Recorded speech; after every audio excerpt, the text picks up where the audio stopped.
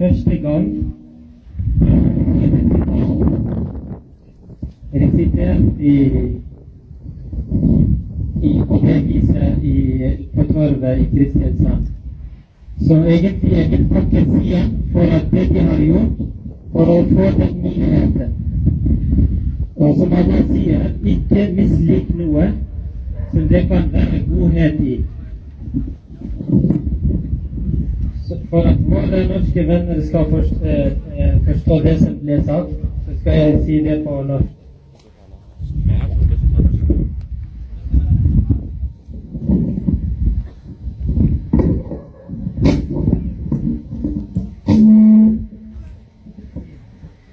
Vi vellyderne deres i jordelivet, og i det hinsidige.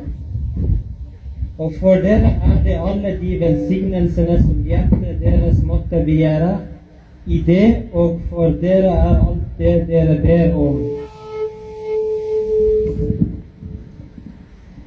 Dere alt det dere ber om, tilgjengelig i det. En beverkning fra ham, Herren, som mest tilgivende, evig nåderik. Hvem kan være mer behagelig i talen enn den som inviterer til Allah og handler rettskaffen og sier, sannelig jeg en av de underdanige til Allah og sendebudet hans. Og det gode og det onde kan ikke være like. Bortvis det onde på den måten som best, sånn at den du var i gjensidig fiendenskap med, blir som en hjertevarm venn. Men denne særevnen blir tildelt kun dem som viser tålmod. Da det viktig at vi viser tålmodighet, også i sånne situasjoner.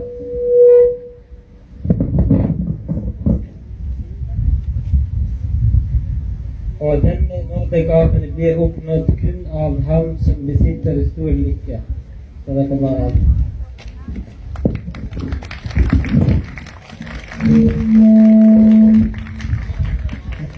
Okay. Tusen takk alle sammen. Vi prøver å skape hat, vi prøver å skape fred og kjærlighet. Gå igjen, vær glad i hverandre, vær glad i byen vår, vær glad i barna deres. Og assalamu alaikum wa rahmatullahi wa barakatuh.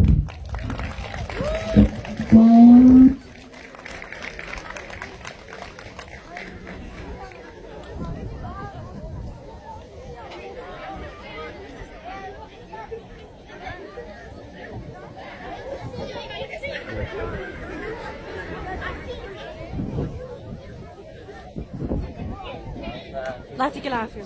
جنن الميكروفون.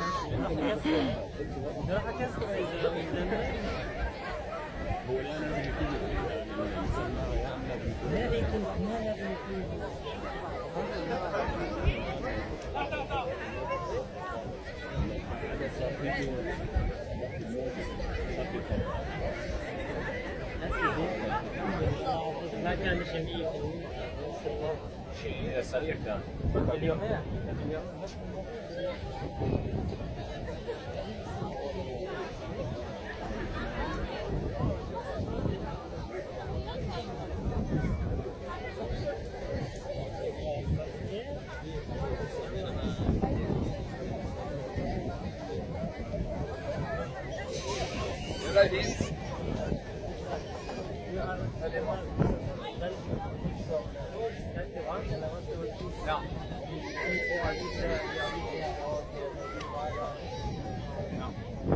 Jeg er veldig glad for at det kan være vi står sammen. Vi må vise det medsynet, og dette her er veldig fint. Se så mange folk som går.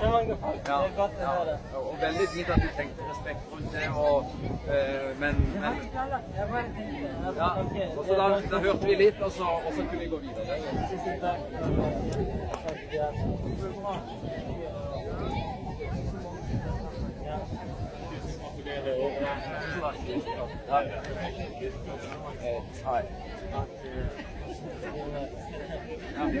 Og alt det som ble sagt i dag, så fint. Vi må bare gå.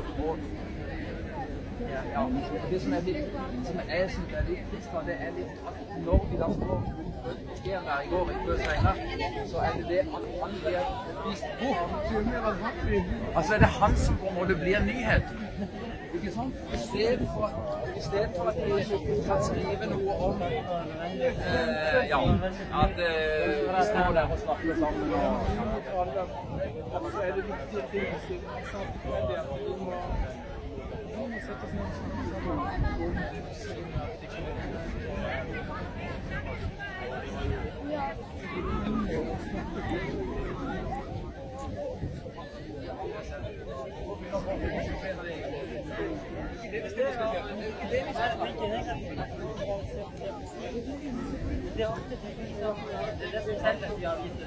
Ja, men jeg mener at en avis som er det viktigste medium i byen, må tenke på mer enn hva som selger.